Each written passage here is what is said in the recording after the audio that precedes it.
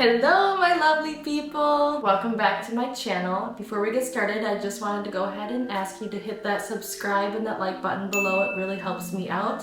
And if you find this content interesting or you think anyone else may find it interesting, go ahead and share this video with them. I would really appreciate it. Alright, let's jump in. So I know many of us have had experience with setting goals, whether we were successful with those goals or we were not quite as successful as we would have liked to have been. Hopefully I can give you some helpful tips to kind of reinvent those methods that you've been trying, and maybe they can serve to be successful for you. So to start off, Buggy, you're in the shot. So to start off, I wanted to touch base on this little story about Charles Schwab. Many of you will recognize the name Charles Schwab. He is the founder of the Bethlehem Steel Company, which became the single biggest steel producer in the world. In the early 1900s, Charles Schwab was a little bit frustrated by his team's productivity. He offered a reward for the best piece of advice that could help his team.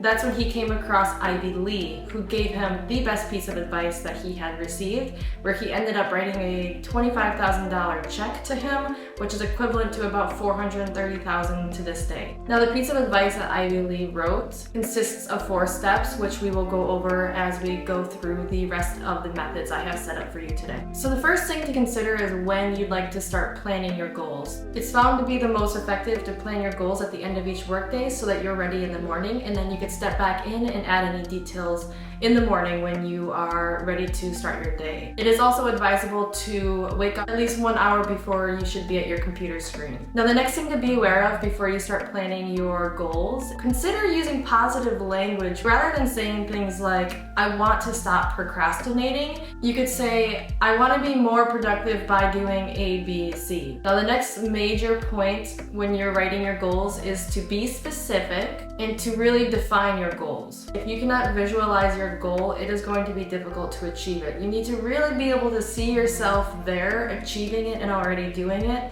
to really manifest that into your life. People are far more likely to achieve a task if they were to write it down versus trying to remember it. Our brains do trick us very often to think that we're going to remember everything, and whether we have a really good memory or not, it is proven to be more successful if you were to actually write down your goals, your ideas, and your thoughts. So for myself, I do keep a journal that I do write my thoughts in. I'll just write the date on top, and then when I have thoughts throughout the day or ideas, I write the time. This is also, I use this specific journal to strengthen my intuition, so whenever I have a feeling or I see a number or I see something that has to do with my intuition, I come back and see if it was accurate, or I can look at different patterns. The next thing to keep in mind is you want to set specific targets that can be measurable. And instead of saying I want to wake up earlier, you can say I will wake up at 9 a.m. Note the difference between I want and I will. Now you have a very specific goal set in mind, and you know when you have achieved it or you haven't. And remember to be realistic when you're setting your goals. Pay attention to the available resources and time you have to give to those goals. If you end up being a little too unrealistic, then you may end up feeling down about yourself, about not achieving something,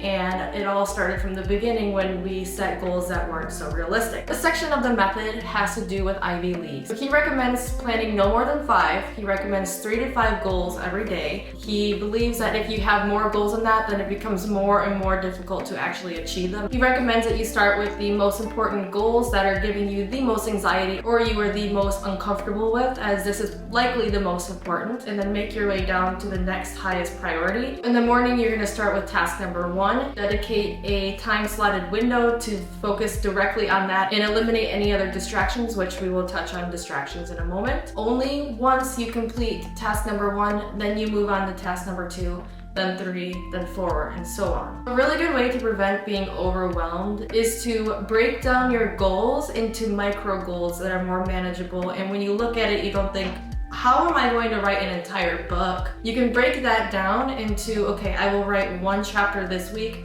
1 chapter next week. It becomes much more manageable and much more realistic. Ensure that you are prioritizing your goals to prevent burnout. Which ones are the most important to tackle for the next day, and which ones, if there is not enough time allotted to the rest of the goals, that you can push on to the next day. Usually this is based on urgency, dependence, and alignment with your goals. As mentioned previously, you can also look at how uncomfortable it makes you, as you might have been procrastinating it or outside of your comfort zone that has been making you very and comfortable. So a lot of times that ends up being one of the most important tasks on your list. Your next course of action is to decide on how you want to create your plan. You can base a lot on your micro goals and looking at those steps to see where you need to start for that day and prioritizing those goals so you can see, okay, I need to start outside and go for a run and come back inside and have this prepared for lunch, have this done before I sit at my computer. So you can look at how you want to create your plan based on your micro goals and how you've prioritized your goals. Your next step is, of course, to take action. One thing to keep in mind, Rome wasn't built in a day. Let's say that you want to start being able to lift 50 pounds. Well, you're not going to jump into the gym after not doing that for 3 months, 6 months and start lifting 50 pounds. First, you need to take that routine and do it consistently enough, just doing the act of it, to end up making it into a habit. Once that's a habit, your brain goes on autopilot and that routine becomes a lot easier to complete. So I'll use myself as an example. I was going to the gym pretty consistently. I was actually gaining some weight, which is really difficult for me to do. And then I stopped going into the gym during the winter, and now I'm trying to rebuild that habit by starting it as a routine. I try to do every morning. I'm still working on it. Nobody's perfect. It is difficult to actually build new habits, but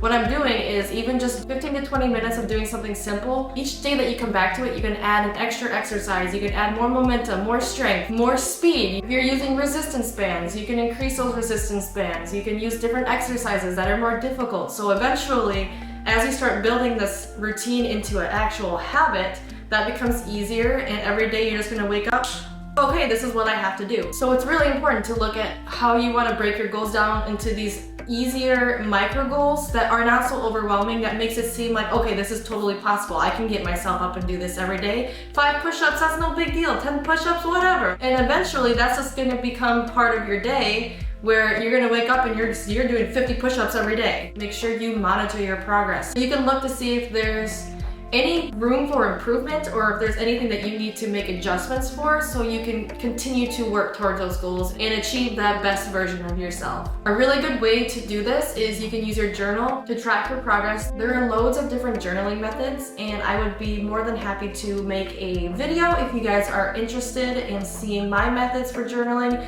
Go ahead and comment down below and I will make that happen. A really big thing to be aware of are distractions, and I'm certain we all know distractions very well these days. We have distractions everywhere. So if you need to pause and take a step away from the task that you're currently working on, don't beat yourself up about it. Just step away and gently come back to complete that goal for that day. Now, do we even need to mention phones? Yeah. Put that phone on silent, turn it upside down, put it on airplane mode, put it into the other room if you need to. Our phones are our biggest distractions. Most of our distractions come from external sources in our environment. The best thing you can do to focus on your goals is to eliminate that source of distraction. And when you do take breaks from your goals, try not to pick up your phone and scroll through social media, because the best thing that we can do for ourselves when we want to take breaks is to really disconnect and be in the moment. But if we're just scrolling social media, we're not really truly giving ourselves a break. Really want to make sure that we are disconnecting ourselves from social media and screens during the times of our break. Another way you can eliminate those distractions is to minimize and close out of any messaging and social platforms that's up on your computer, as you can constantly get those dings. You can let people know that you'll be working, so they try not to contact you during that time. So of this entire distraction section, the most important thing to remember is that there will always be distractions, and your best tool is just to know how to work with them. And your last step for your goal setting method is just to celebrate your success. You can do this along the way, and when you complete your goals, it'll keep you feeling motivated and it'll really give you that sense of accomplishment. I know we covered a lot, and I would really like to get into the nitty-gritty of any one specific thing. So if there's anything on this list that you're interested in learning more about, go ahead and drop that comment below. Let me know what you'd like to see. If you made it to this point in the video, I thank you so much, and I look forward to seeing you in the next video.